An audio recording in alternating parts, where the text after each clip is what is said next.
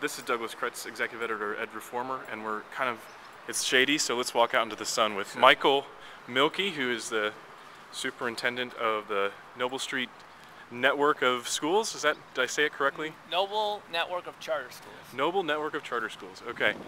Great panel today. I had two questions for you. The first question is talking about technology. Where do you think technology and innovation and that human element kind of come together in the future, and where will your charter network start working on that stuff? I mean, how will it use that technology? So I think the technology actually works well with and charter schools in general, focus on human capital.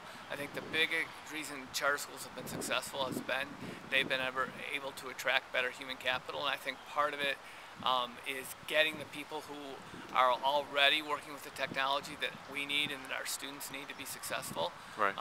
And so right now we do lots of innovation as a network around hiring, using technology to improve our hiring practices, using technology to track our data better, using technology in the classroom, and all of those things really help. I think to a lesser extent we use technology for students' use, that they'll be better prepared in college, and I think that's less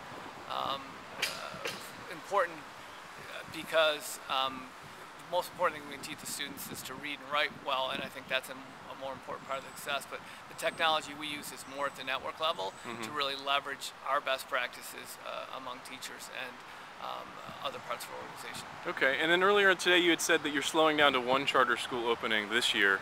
Correct. What's your forecast for growth, and any contributing factors to improve the growth of charter school networks just in general? Yeah, so we have a plan to grow to 16 campuses in the next 3 or 4 years, and soon serve 10,000 students. Okay.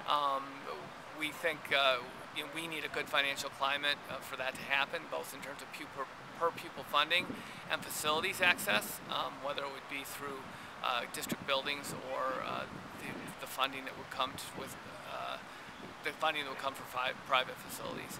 Okay. Right now, I think across the country, certainly the political will for charters needs to be present, and that includes both funding opportunities and legislation that gives freedoms to charter schools that ultimately will make them successful. Thank you. Ed Reformer talking to Michael Milkie. Thank you very much, sir. You're welcome. Good luck.